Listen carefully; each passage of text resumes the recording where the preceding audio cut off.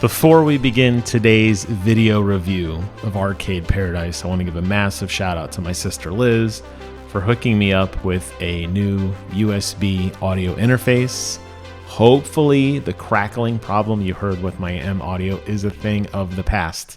And this thing looks sweet. So thank you so much, Liz. I said I'd give you a shout out. Now you got your shout out. Let's get on to today's video review. Arcade Paradise is the game that is so falsely advertised on Xbox Game Pass, it's criminal. Now, in fairness, I had no idea what this game was about. When you read the description, it makes it sound like there are over 30 different arcade games to play. And I'm like, cool. Are there any licensed games that I heard of? Is this going to be like Capcom Arcade Museum? Or is this going to be like, what is this? Well, it's a simulation game in which you have to build an arcade by doing menial chores. You start off by working at a laundromat, and I say start off loosely. I made it, I'm looking at my recording here, 41 minutes and 18 seconds before I parted ways with this game and uninstalled. So that should tell you already before you even get to the rest of the review. Definitely not for me. Basically, this is a business management-esque game where you are required to go and do menial chores at a laundromat, which I assume it seemed like you were going to upgrade to other places. But you have to earn money to buy arcade games to get more people in. The game has you doing things like going around and scraping gum off of random places in the laundromat and picking up random pieces of garbage, like boxes of hamburger boxes, like a Big Mac, or like Coke bottles, or pieces of paper on the ground. You have to go around and collect the coins out of the various machines. You have to fold people's laundry, but first you have to put the laundry in the machine. You have to take the garbage out. Now, they try to implement a little bit of gaming-esque into things, like when you throw the garbage into the or when you throw the garbage into the dumpster. I almost said the washing machine, but whatever. When you throw it into the dumpster, it's like a little mini game, and you get more money depending on how well you do that. You also get more money depending on how fast you take care of people's laundry, or you could just kind of wait it out.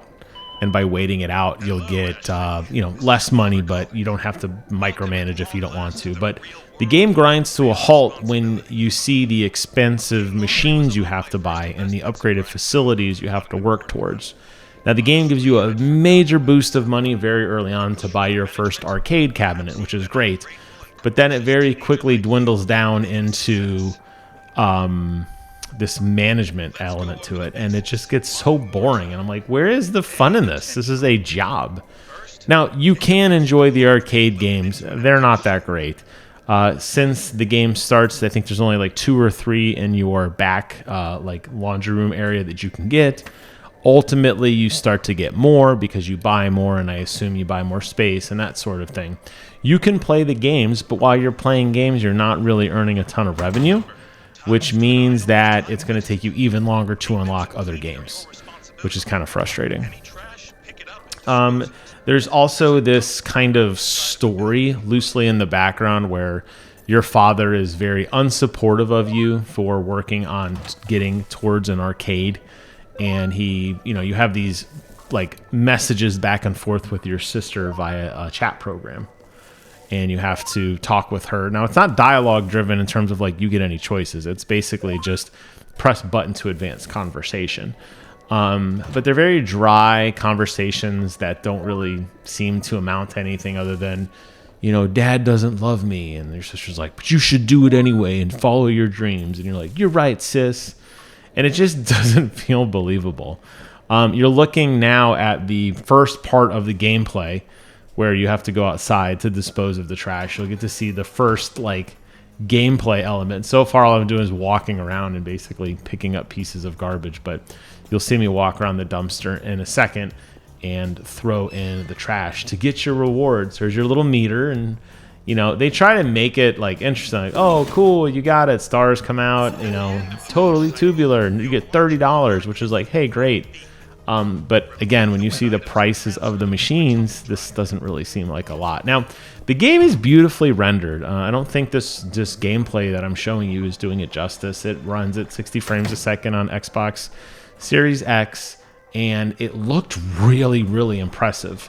The amount of detail in everything in this world, the tiles and the little shopping cart wheels and the vending machine and the reflections and everything was just really well done.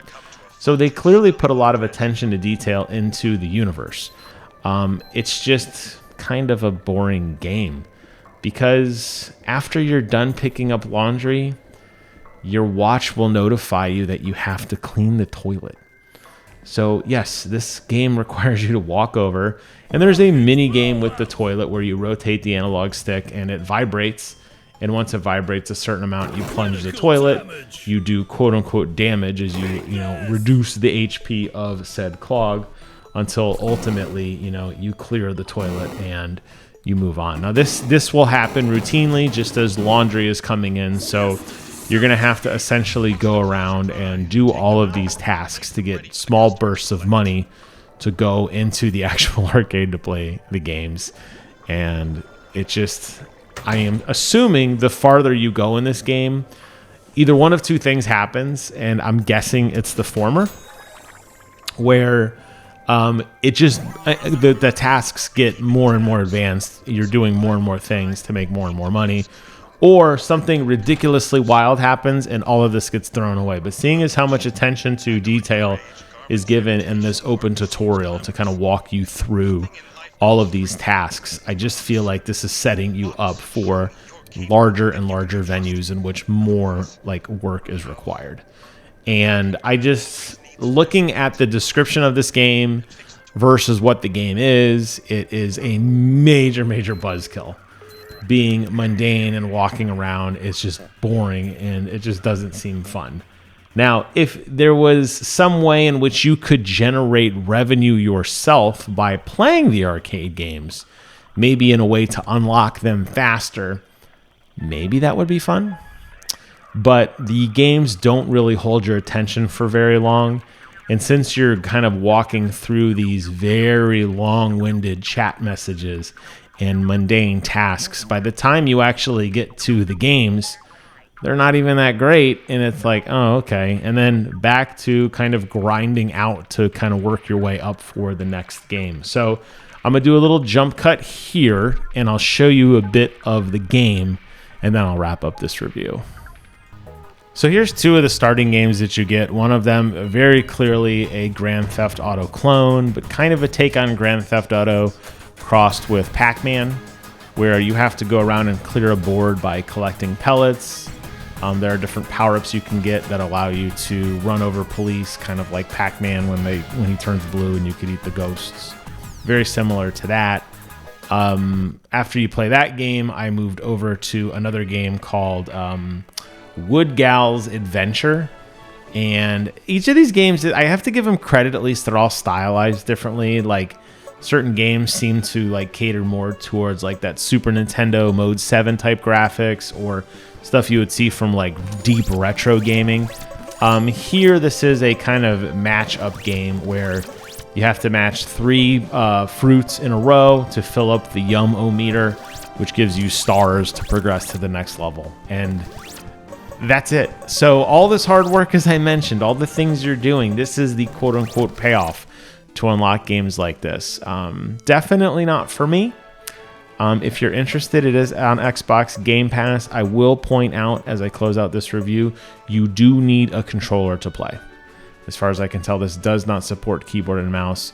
You have to have a controller to play. So if you don't have a controller, you're not really missing out. But for everybody else, that's my thoughts on this one. Definitely a stinker.